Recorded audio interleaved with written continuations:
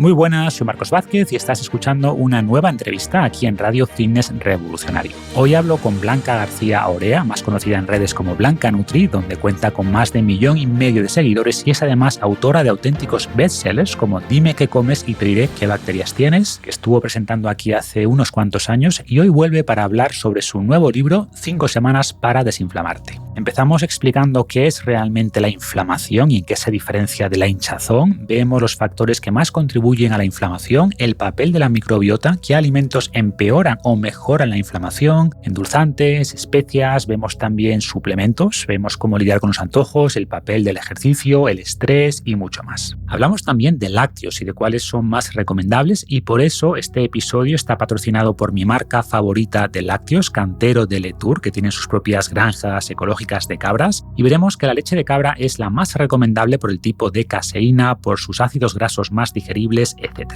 Además, la alimentación de las cabras es ecológica, tienen acceso al exterior, las ordeñan allí mismo en su granja que tuve la oportunidad de visitar y de hecho tanto Blanca como yo estaremos el 14 de marzo en Letur, en un evento organizado por ellos y llamado Entender lo que comemos. En este evento Blanca hablará de la microbiota, yo de distintos mitos de los lácteos, habrá preguntas y mucho más. Podéis encontrar los lácteos de Cantero de Letur en muchos supermercados o pedirlos directamente en su web, elcanterodeletur.com, repito, elcanterodeletur.com, y con el código FR10 tendréis un 10% de descuento en vuestros pedidos. Y os recomiendo mucho probar el kéfir de cabra, que es especialmente potente como probiótico. Vienen además en envase de cristal, con lo que reducimos la exposición a microplásticos, que es un tema que comenté con el doctor Nicolás Olea justo en el episodio anterior. Y he recibido comentarios muy positivos de quienes habéis probado ya estos lácteos, así que os animo a hacerlo y seguid también al Cantero de Letur en Instagram, el Cantero de Letur, donde tendréis más información del evento del 14 de marzo. Y sin más, damos la bienvenida a Blanca García Orea.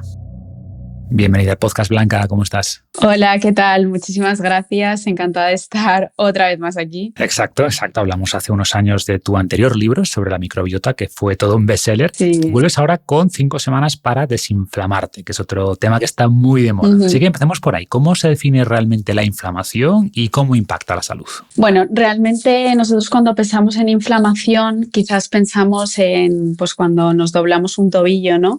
Y tenemos, se nos pone la zona roja, con calor, con dolor, ¿no? Con pérdida de función, de repente no puedes andar.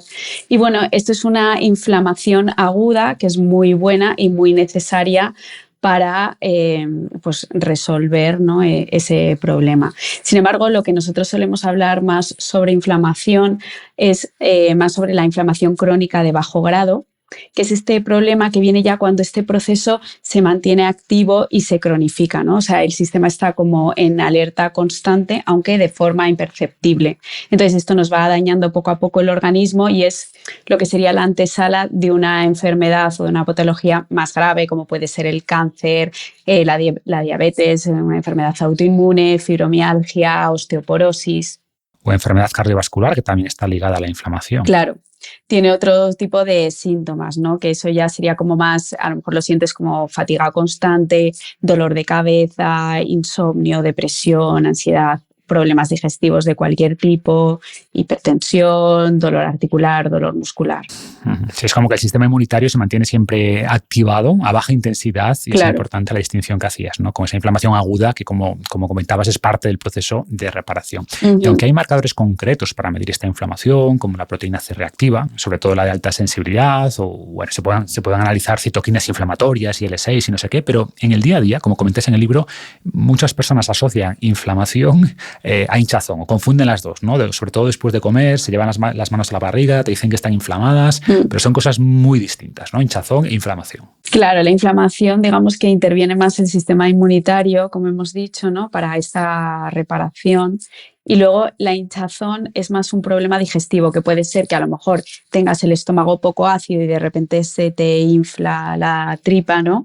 O puede ser incluso que el problema venga ya más a nivel del intestino delgado, ¿no? Que tengas un SIBO, parásitos, cándida intestinal y realmente estás comiendo y por eso se te hincha la tripa, ¿no? Entonces, bueno, habría que ver un poco de qué estamos hablando. porque también la hinchazón puede ser más puntual.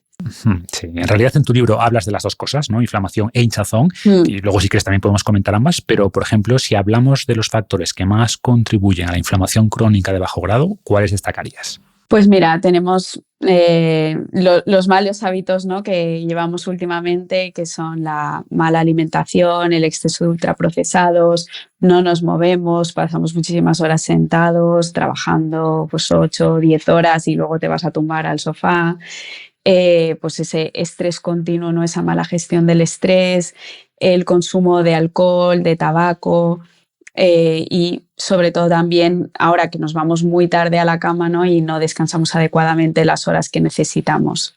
Entonces, yo creo que es un problema totalmente de hábitos al final. Los sospechosos habituales, ¿no? Los malos hábitos de los que siempre hablamos, o también la obesidad o el exceso de grasa es un factor importante de inflamación, especialmente la grasa visceral, y sabemos que esa grasa no es una simple reserva de energía, sino que es un órgano endocrino que segrega multitud de compuestos, y cuando los adipocitos se llenan y sigue habiendo un exceso calórico, pues liberan citoquinas inflamatorias que contribuyen mucho a esta inflamación crónica de bajo grado, ¿no?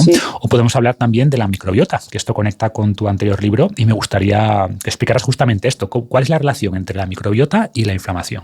Pues realmente, puesto que la microbiota actúa en el 80% del sistema inmune, pues puede ayudarnos a regular la inflamación, pero si se altera, pues puede provocar todo lo contrario, puede provocar más inflamación o mantenerla en el tiempo. O sea, al final la microbiota va a reforzar la barrera intestinal, evitando que las toxinas pasen a la sangre, produce ácidos grasos de cadena corta antiinflamatorios como es el butirato, y también al final si hay disbiosis, habrá un aumento de esta permeabilidad intestinal y ese paso de endotoxinas a la sangre, y también puede haber mayor activación crónica del sistema inmune. Entonces, la inflamación está asociada, digamos, a esta disbiosis, se relaciona más pues, con una enfermedad inflamatoria intestinal, enfermedades cardiovasculares, bueno, en realidad cualquier tipo de enfermedad, incluso las alteraciones del eje intestino-cerebro, ¿no?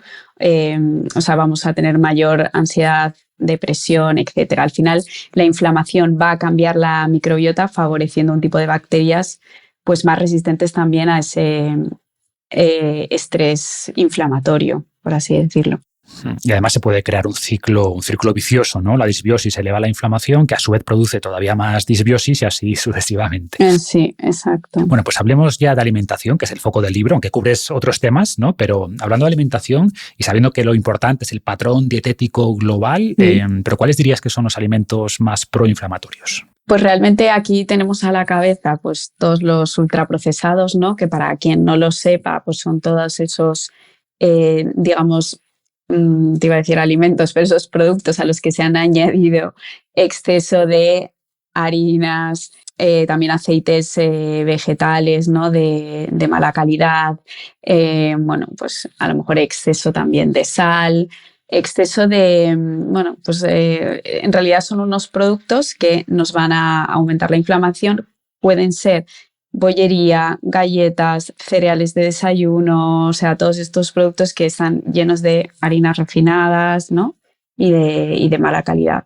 También podemos englobar ahí quizás, bueno, pues las patatas fritas, y luego también tienen un montón de aditivos, ¿no? Zumos, ya sean con azúcar o sin azúcar, ¿no?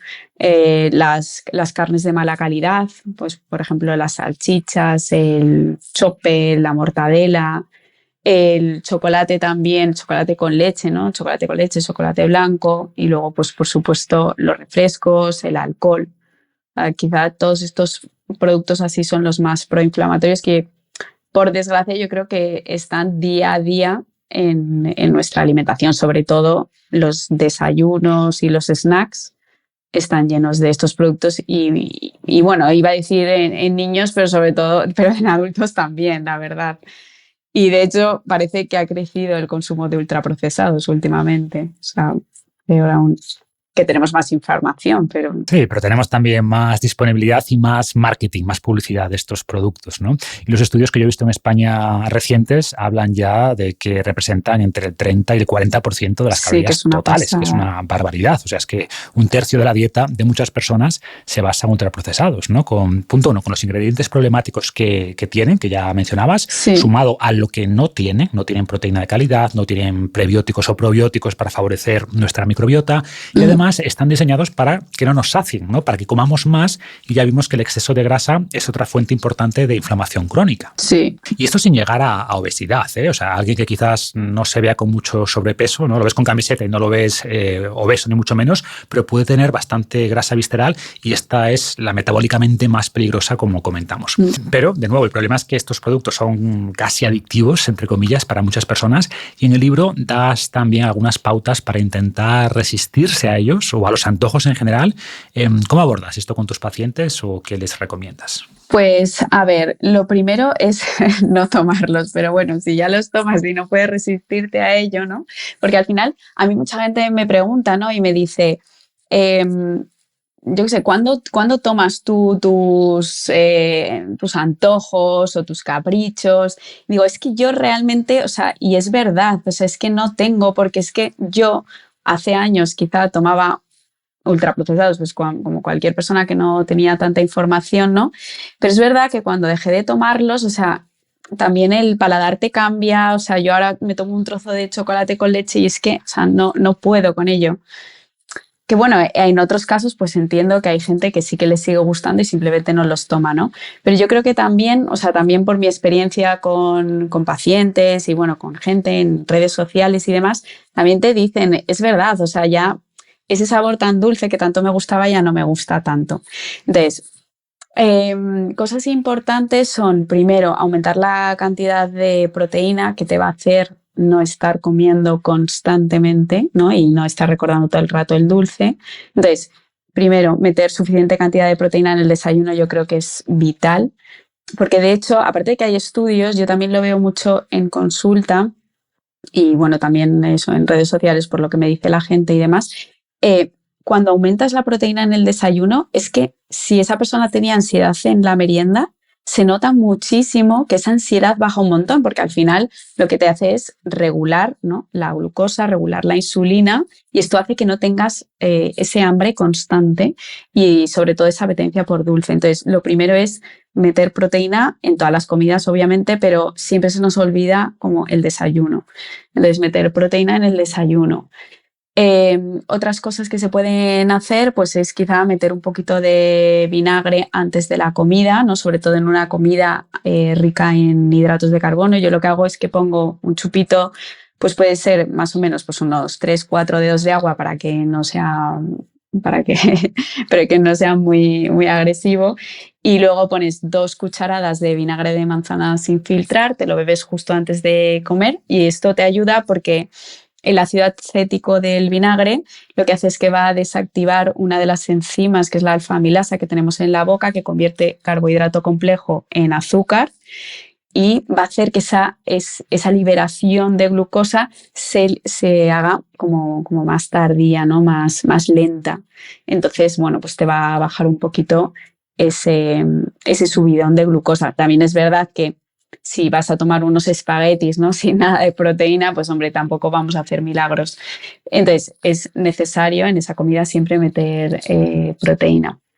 O sea que yo creo que básicamente sería meter proteína en el desayuno, en todas las comidas, específicamente en el desayuno, que la metemos menos.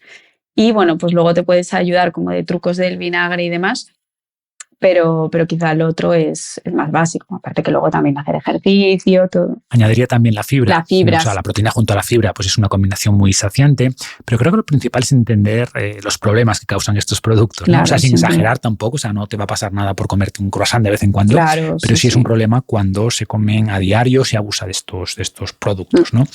Y bueno, nos dabas varias herramientas conductuales, ¿no?, de comportamiento que son sin duda útiles, ¿no?, que si la proteína, el vinagre para del carbohidrato, pero a mí me gusta también hablar de herramientas cognitivas, ¿no? Que tienen que ver con lo que pensamos cuando tenemos antojos o llegan esas sensaciones.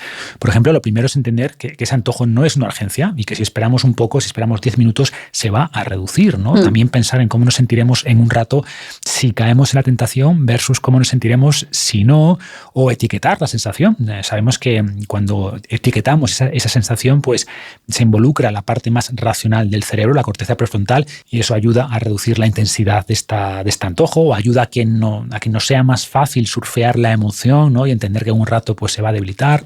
Y lo que decías, creo de que el paladar se adapta, ¿no? De que, por ejemplo, al pasar de chocolate típico con leche, que en realidad es azúcar con sabor a chocolate, porque casi todo es azúcar, pues a pasar a chocolate con 50% de cacao y 70 y 90, pues aprendes a ir disfrutando estas variedades y a apreciar el sabor de verdad del cacao y dejas de sentir tanto antojo por lo dulce, ¿no? Y conectado con lo dulce, hablas en el libro también de los endulzantes. Y aquí, ¿cuáles te parecen más recomendables o cómo los usas en tu caso? Bueno, yo realmente, es verdad que yo no utilizo edulcorantes porque para mí no es necesario. O sea, no necesito ese sabor dulce. Pero si tuviera que recomendar alguno, pues quizás el eritritol, que es el que menos problemas digestivos causa, ¿no? Porque se absorbe más a nivel del intestino delgado.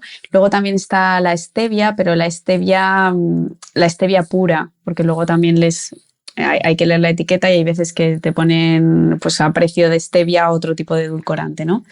Pero bueno, la stevia también estaría bien. Y otro que sí que uso más, que no es un edulcorante en sí, que es la glicina, que es un aminoácido, ¿no? que yo lo llamo como este edulcorante proteico, y es un aminoácido que facilita el sueño, reduce la fatiga, también pues al final regenera las articulaciones, alivia el dolor, o sea que es que tenemos como muchos beneficios en uno. También es importante para sintetizar el colágeno, mejorar la resistencia a la insulina que tanto tenemos ahora, ayuda a construir también más masa muscular y además más o menos 1 gramo de glicina equivale a nivel de endulzante como a 1,5 gramos de azúcar.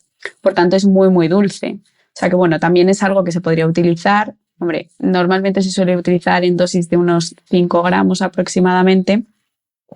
Pero bueno, o sea, al final es dulce, no es ni un edulcorante ni un azúcar. Sí, sabrás que en el mundo de la longevidad se habla mucho de la glicina por varios motivos. Primero, porque equilibra el ratio metionina-glicina y esto parece mejorar la longevidad. Participa también en la síntesis de glutatión, que es nuestro principal antioxidante. Parece tener efecto antiinflamatorio ligado con lo que estamos comentando. Y varios estudios indican que tomar 3 gramos por la tarde-noche mejora además el descanso. Pero no es mejor, es que además se nota. Exacto. Entonces, una recomendación nocturna sería endulzar la manzanilla o la infusión que sea con unos gramos de glicina y tienes el beneficio del dulzor y todo lo demás. O bueno, es también importante, que se me olvidaba, para la síntesis de colágeno, ¿no? Y si bien la glicina se considera un aminoácido no esencial, es decir, que lo podemos sintetizar a partir de otros, es en realidad condicionalmente esencial. Es decir, que en situaciones de enfermedad, de lesión o por el simple envejecimiento, pues no podemos producir suficiente y puede ser útil ese aporte extra en la dieta, ¿no?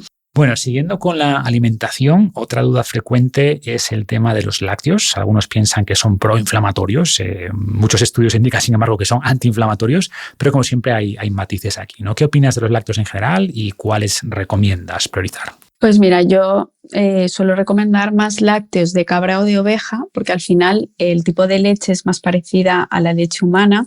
Tienen un tipo de proteína que es la beta-caseína A2, que es la misma que tenemos en la leche materna. Sin embargo, la leche de vaca tiene otro tipo de proteína que es la beta-caseína A1, que es está más asociada como a niveles o a marcadores de inflamación en humanos, ¿no? que la A2. Entonces, sí que es verdad que es un dato a tener en cuenta, sobre todo la leche de vaca en personas que tengan problemas inflamatorios intestinales como colon irritable, SIBO, etc. Y los lácteos, sobre todo, bueno, yo lo que más recomiendo más es los lácteos fermentados que la leche en sí, porque realmente el lácteo fermentado, que quiere decir el yogur, el kéfir, el queso, tiene muchísimos más beneficios. Primero, si además es de cabra y de oveja, pues mejor aún, ¿no? O sea, al final los fermentados aportan desde pues, a que alimentan a nuestras bacterias intestinales. Después también digamos que se van a digerir mejor por este tipo de beta-caseína que es más parecida a la humana. Y al final, pues bueno, yo creo que en general en personas, yo que trato mucho patología digestiva, se nota muchísimo cuando se toman este tipo de lácteos de cabra o de oveja, que es que sientan infinitamente mejor. Yo creo que hay muchísimo. Y bueno, y ya si hablamos de la leche en sí, ¿no? De la leche de vaca, creo que hay muchas personas pues, que le generan diarrea. Aparte, también es verdad que los lácteos de cabra o de oveja además tienen menos lactosa, ¿no? Que también esto pues en general puede generar más irritación. Y la grasa o los triglicéridos de los lácteos de cabra son más pequeños y esto los hace también más digeribles en general. Claro. Entonces, bueno, pues si tengo que recomendar lácteos, para mí serían los fermentados, y si son de cabra o de oveja, pues sería mejor aún. Y hay algunas razas de vaca que producen beta-caseína A2, pero bueno, son pocas. A veces se comercializa ya con la marca o como sí, pone A2. Ahora ya sí. Pero bueno, sí, no es solo la beta-caseína, sino también la mayor digestibilidad, como decía, de los triglicéridos, ¿no? Más pequeños. Sí. También es verdad que hay gente que no tolera la lactosa, bien por genética, bien por microbiota, y habría que ver si los lácteos fermentados le caen bien, ¿no? Que tienen menos lactosa. Pero en general, el consumo de los lácteos fermentados se asocia con menos inflamación crónica, con menos problemas metabólicos, y en gran medida es por su papel en la modulación de la microbiota, ¿no? Y te pregunto ahora por otro alimento tan polémico o más, que es el pan. ¿Qué relación tiene con la inflamación? ¿Cuál recomiendas? ¿Cuál consumes tú? Realmente es que siempre hablamos del pan, ¿no? Y siempre lo relacionamos con el pan, ¿no? Que se ha comido siempre, y al final es que el pan de ahora, el problema es que no está fermentado. O sea, al final, antiguamente, ¿no? Esos largos procesos de fermentación permitían que pues, las bacterias descompusieran gran parte del gluten y los hidratos de carbono que tenían. Esto lo hacía mucho más digerible, tenían un índice glucémico menor.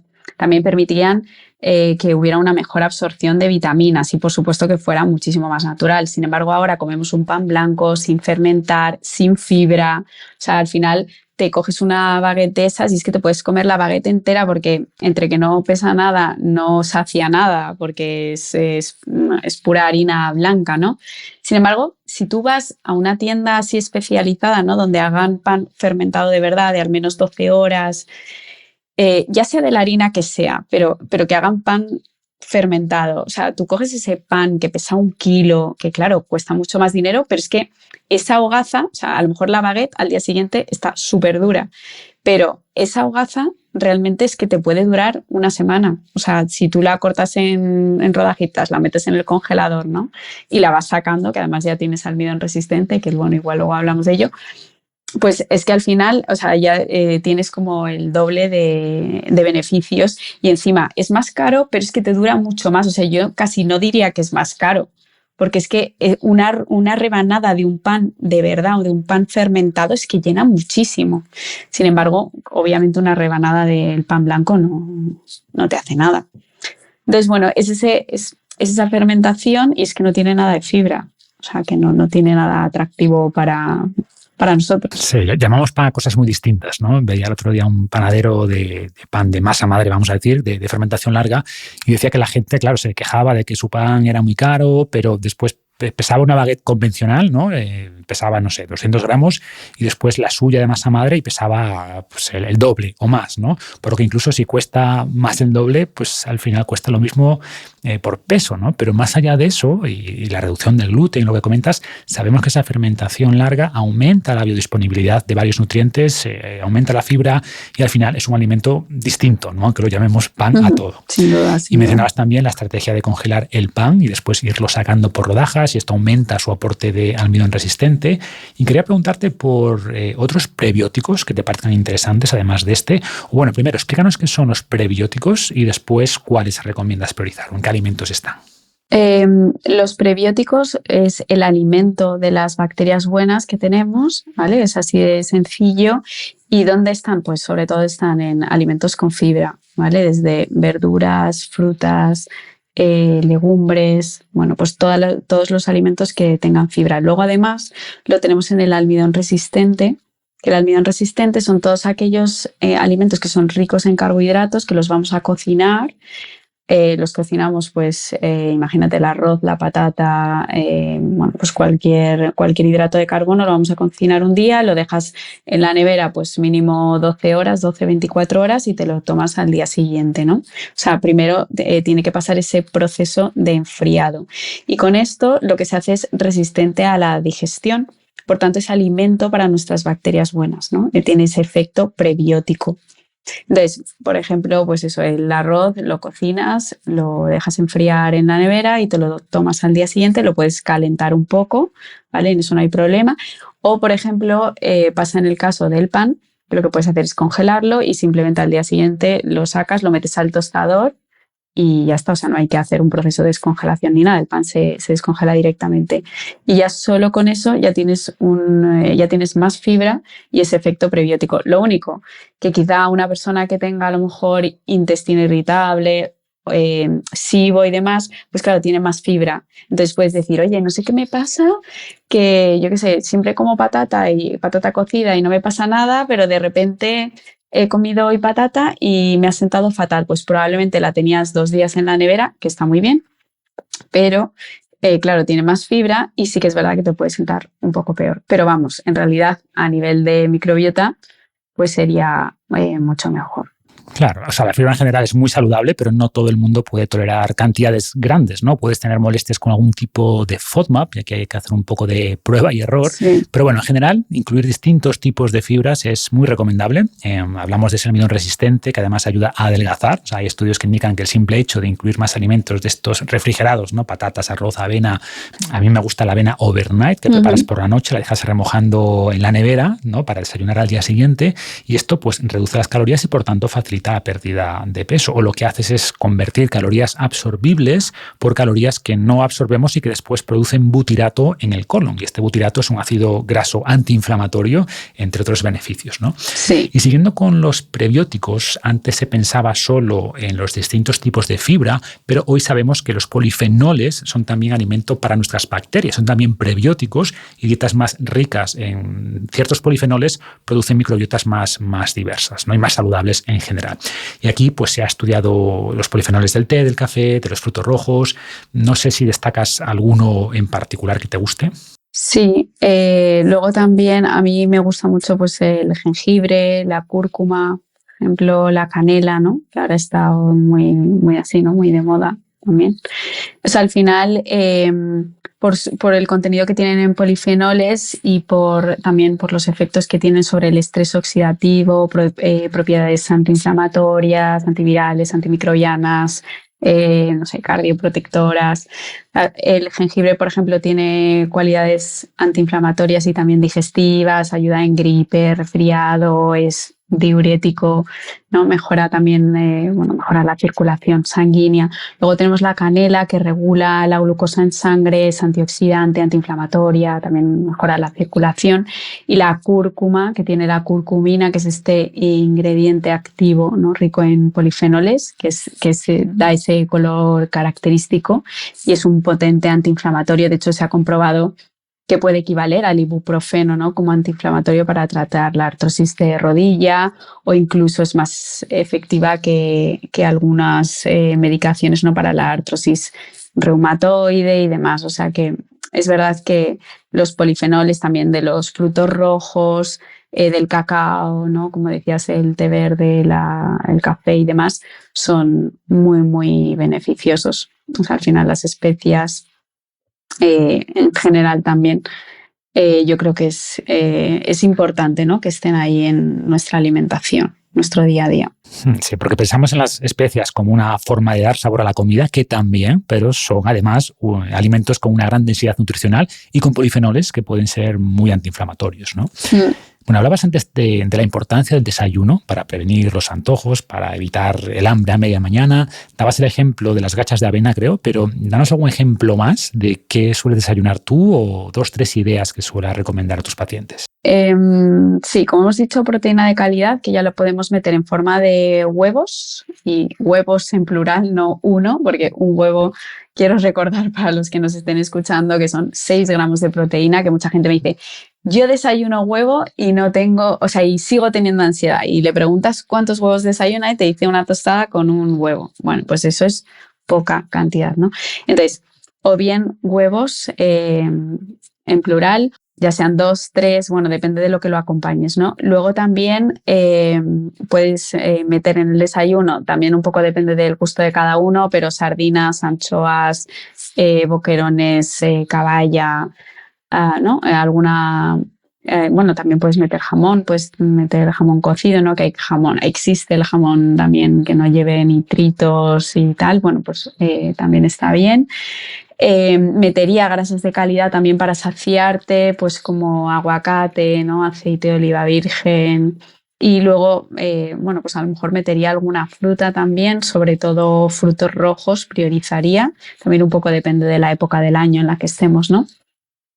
Pero bueno, según un poco la época del año, metería una fruta u otra, pero siempre tendría en mente los frutos rojos, a ser posible. Yo siempre digo que el desayuno suele ser lo que más cuesta cambiar, porque para muchas personas sigue siendo ese festín de bollería y carbohidrato refinado. Y cuando le dices a la gente que puede comer huevos o ese jamón de calidad o los restos de la cena, que es lo que yo desayuno muchas veces. Eso, los ¿no? restos de la cena anterior. De hecho, esta mañana desayuné los restos de una sopa de salmón que preparamos ayer. O, ¿por qué no, una ensalada o unas lentejas? O sea, creo que es algo principalmente cultural, ¿no? Y se da esta paradoja de que llevan décadas diciéndonos que es la comida más importante del día, el desayuno, pero a la vez, para muchas personas, es la peor comida del día, o donde veten más ultraprocesados. Mucha gente desayuna en la cafetería, con los churros, con las galletas, con los croissants. Sí, de hecho, hay mucha gente que dice, a mí es que solo me entra dulce. Y digo, pues es que si solo te entra dulce es que no es tu hora de desayunar. O sea, realmente cuando tienes hambre te entra cualquier cosa. O sea, si solo te entra dulce es que son las 6 de la mañana y simplemente quieres irte corriendo. Y ya está. O sea que a lo mejor tienes que esperarte y decir, a ver, ahora mismo no tengo hambre y tengo que desayunar más tarde. Y hablando precisamente de esto, de horarios de comidas, de frecuencias de comidas, si hacemos más o menos, ¿qué importancia le das en general y en relación a la inflamación? Yo creo que lo ideal es en adultos es hacer entre 2 y 3 comidas al día, sería lo normal. O sea, yo siempre digo, al final, si tú metes suficiente cantidad de proteína, es que mínimo en 4 horas no tienes hambre. De hecho, hay gente que me dice, ¿yo cómo sé si meto la suficiente cantidad de proteínas? Pues digo, mira a ver cuánto tiempo tardas en volver a tener hambre. O sea, si tú haces un desayuno y a las 2 horas tienes hambre, algo está fallando. Porque es que si metes 30 gramos de proteína, o sea, es imposible que vuelvas a tener hambre, a no ser que seas un deportista de élite, que no estamos hablando, o sea, estamos hablando de la población general y, bueno, pues de casos un poco, ¿no?, normales en cuanto a ejercicio, trabajo, etcétera, ¿no? Entonces, realmente más de 3 comidas sería raro, ¿no? Luego, bueno, pues existen excepciones, pues en caso de reflujo y demás, que esto, o sea, por un lado lo va a aumentar, o sea, que realmente las personas que tengan reflujo, las personas que tengan también que les den bajones de glucosa y demás, ¿no? O diabéticas y demás, pues a lo mejor, bueno, igual tienes que tratarte con una persona, ¿no?, con un nutricionista o con una persona que te ayude a quitar estas hipoglucemias, a regular este reflujo, pero el reflujo no va a dejar de estar por comer más veces al día, sino que lo que tienes que hacer es cambiar qué es lo que estás comiendo para poder comer tus 3 veces al día. De hecho, es que yo esto lo digo mucho porque me lo preguntan un montón. Yo, por ejemplo, estoy diagnosticada desde hace años, ¿no?, de gastritis crónica, y hay gente que me dice, yo tengo gastritis y tengo que comer 6 veces al día o 5. Bueno, realmente no. O sea, esto, si tratas la mucosa, si tratas todo, te mejora muchísimo y no hay ningún problema. Entonces, tanto esto como en temas de hipoglucemia, que yo también he tenido hipoglucemias y no soy diabética, pues esto puede mejorar muchísimo y bueno, entonces 2, 3 comidas al día aproximadamente. Si hablamos de niños, los niños comen mucho más porque se tienen que autorregular, ¿vale? Que luego también eso lo preguntan mucho. Pero bueno, más o menos eso. Y los horarios, yo siempre diría intentar cenar lo antes posible, o sea, al final cenar muy tarde y sobre todo en invierno, ¿no?, cuando anochece a las 6 de la tarde. Es verdad que por cuestión de horarios y de trabajo y tal, es difícil cenar a las 5 de la tarde, ¿no? Pero que sería lo ideal, pero bueno, que es difícil. Pero bueno, que a lo mejor cenar a las 8 sí que puedes, ¿no?, ajustarlo 8 o 9 como tarde de alguna manera, porque al final estamos tomando melatonina por un lado, pero estamos comiendo y diciéndole al cuerpo sube la temperatura, que estamos, estamos de día. Entonces, esa información o sea, el cuerpo no la puede. Es contradictorio. Claro, el cuerpo no la puede procesar porque estoy viendo la televisión, estoy comiendo, no estoy metiendo la luz azul, más además estoy comiendo y claro, se inhibe la melatonina, ¿no?, que es la hormona del sueño. Entonces, yo creo que es importante cenar lo más pronto que puedas dentro de tus posibilidades y bueno, pues eso, hacer pues esas 2, 3 comidas depende también de cada persona. Sí, yo creo que las 3 grandes comidas clásicas, ¿no?, desayuno, comida, cena, funcionan bien para la mayoría de personas. Después, intentar reducir los snacks, salvo que obviamente seas deportista o necesites mucha energía, pues esas personas tendrán que hacer más ingestas, pero apuntar a esas 3. Y después, pues intentar concentrar la mayoría de esas calorías durante el día, ¿no?, separando al menos 2-3 horas la cena de la hora a la que nos acostamos, ¿no? Como bien decías, la melatonina nocturna interfiere con la digestión. Esta digestión también eleva la temperatura corporal y esto perjudica el descanso y al final creamos desregulación circadiana, que es uno de los factores que aumenta la inflamación, ¿no? Y desregula la glucosa, luego tienes también, hambre. Exacto, 100%. Bueno, pues hemos hablado de alimentación, que es lo más importante en este ámbito, pero quería preguntarte también por suplementación. Mencionaste antes la glicina, lo proponías como endulzante, pero podemos verlo realmente como un suplemento. Es un suplemento. Y además de la glicina, ¿recomiendas algo más así en general? Y después si hay algo concreto para la inflamación. Bueno, yo en general, digamos que casi para todo el mundo recomendaría el magnesio, ¿no? Sobre todo el magnesio biglicinato. Al final el magnesio está presente en más de 600 reacciones enzimáticas, favorece el descanso, la recuperación, la inflamación. También ayuda con el estrés, la ansiedad, ayuda a regular la glucosa y la sensibilidad a la insulina, previene los calambres, ¿no?, y la fatiga muscular. O sea, al final los requerimientos de magnesio, digamos que aumentan en caso de estrés o de depresión, exceso de ejercicio, también problemas digestivos, toma de fármacos, si tomas mucho café o mucho azúcar, si tomas alcohol, si tienes déficit de vitamina D, es súper importante, o de hierro, ¿no? Si tienes estreñimiento, incluso, ¿no?, también hay magnesios que pueden ayudarte al estreñimiento o incluso ya por la propia edad. O sea, yo creo que el magnesio es algo a considerar. Luego, a nivel o sea, para mejorar la inflamación, claro, yo metería la vitamina D, que al final nos va a ayudar a modular el sistema inmune, reducir la inflamación. También incluso va a mejorar, pues, el estado de ánimo, ¿no? Incluso la ansiedad por comer, que estábamos hablando ahora, mejora el metabolismo, el control del peso. O sea, al final la vitamina D es una hormona. También para inflamación quizá metería el omega 3, ¿no?, que al final son estos ácidos grasos esenciales que tenemos que consumir, que son el EPA y DHA. También está el ALA, que es de origen vegetal, pero bueno, es menos conversible, ¿no? El omega 3, pues bueno, lo tenemos en pescados azules, en caballa, anchoas, arenque, sardinas. El hígado, sobre todo de bacalao, tiene muchísimo omega 3, tiene, creo que son 12 gramos de omega 3 por cada 100 mariscos y tal, pero realmente pues hay veces que si tienes mucho estrés y bueno, si tienes mucha inflamación y demás, yo sí que recomendaría tomar 1 gramo o más, ¿no?, de omega 3 en ese momento, por lo menos. Y otro, pues quizá podría ser la cúrcuma, que hemos comentado antes, ¿no?, que al final es muy antiinflamatoria y bueno, pues depende del caso que estés atravesando, de lo que quieras mejorar, pues bueno, te podría ayudar. Lo único con la cúrcuma es que tiene muy baja biodisponibilidad, sí, y habría que asegurar que si suplementas se combine con piperina, ¿no?, para aumentar la absorción. Casi todos los suplementos lo hacen, ¿no? Sí. Bueno, pues nos hemos centrado hasta ahora en la alimentación, que es el foco de tu divulgación como nutricionista, de tu libro, pero evidentemente hay otros muchos factores que influyen en la inflamación que mencionábamos al principio, y también hablas con frecuencia de la importancia del ejercicio. ¿Cuál es el impacto de la actividad física en la inflamación? Y, por ejemplo, en tu caso, ¿cómo estructuras tus entrenamientos? Que seguro que a la gente le interesa. Pues bueno, al final el ejercicio regular reduce sin duda la inflamación, ¿no? De lo que estamos hablando, la inflamación crónica de bajo grado a largo plazo. Entonces, esto va a aumentar también la liberación de mioquinas antiinflamatorias, reduce la sensibilidad a la insulina, a la grasa corporal, aumenta el metabolismo. También tiene ese efecto afterburn, que es que vas quemando calorías, ¿no? Incluso en reposo. O sea, que yo creo que el ejercicio es fundamental. Claro, siempre hablamos, ¿no? Últimamente se habla mucho del ejercicio de fuerza, que yo creo que, bueno, pues súper necesario, entre 2 y 4 sesiones de fuerza a la semana.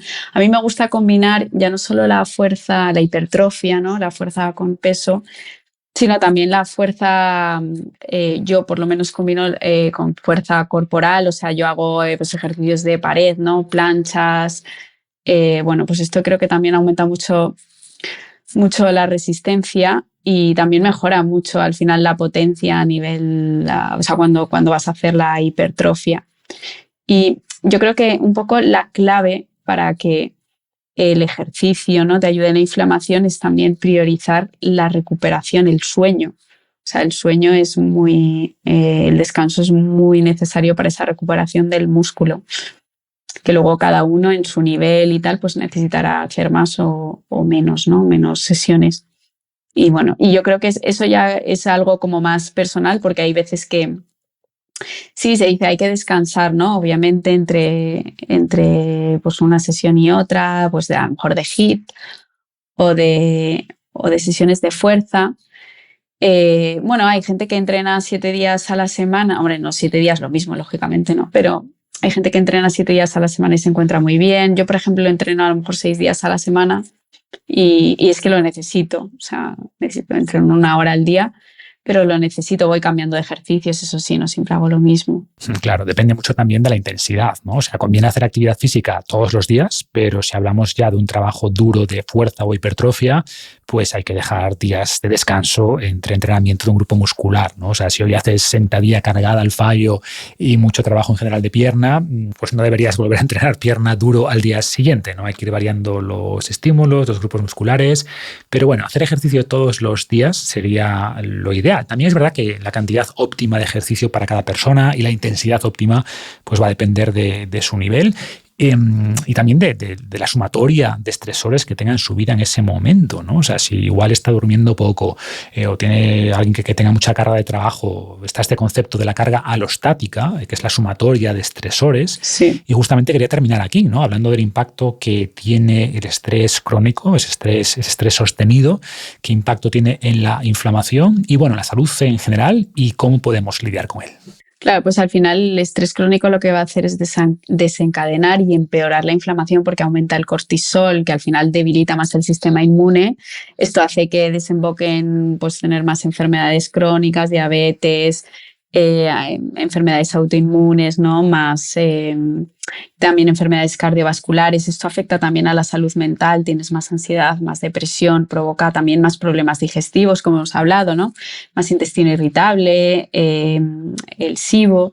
O sea, al final también incluso va a hacer que el hígado libere más glucosa, ¿no? Constantemente, o sea, que es necesaria para huir, ¿no? En una situación amenazante, ¿no? De estrés, ¿no? Porque al final el cuerpo, o sea, digamos que tiene el estrés para el cuerpo es como si te estuviera persiguiendo todo el rato un león, ¿no? Entonces, si estás liberando glucosa constantemente, tampoco vas a poder quemar grasa, porque cuando la insulina está alta, nuestro cuerpo está más en modo ahorro, en modo de guardar. O sea, que al final es que afecta a todos los niveles. Y bueno, o sea, yo creo que es que hay que tener como en cuenta todo, no solo una cosa ni dos. Pero sí que es verdad que tanto el estrés como el ejercicio, como la alimentación, o sea, al final, bueno, pues todo influye bastante, el descanso, o sea, muy, muy necesario. Al final todo influye y todo está conectado, ¿no? Habría que diferenciar entre tipos de estrés. Por ejemplo, se ha visto que exponernos al estrés agudo del ejercicio nos ayuda a lidiar después mejor con el estrés crónico más psicosocial, ¿no? O si dormimos mal un día, un par de noches, nos va a costar lidiar más al día siguiente con los antojos, con los impulsos. Claro. Entonces, bueno, hay que ir ordenando poco a poco todos estos hábitos. Perfecto, Blanca, pues lo dejamos aquí. Muchas gracias de verdad por tu tiempo, por ayudarnos a entender un poco mejor todo este mundo de la inflamación, de la microbiota y de la salud en general. Cuídate mucho y estamos en contacto. Muchísimas gracias. A ti, un abrazo.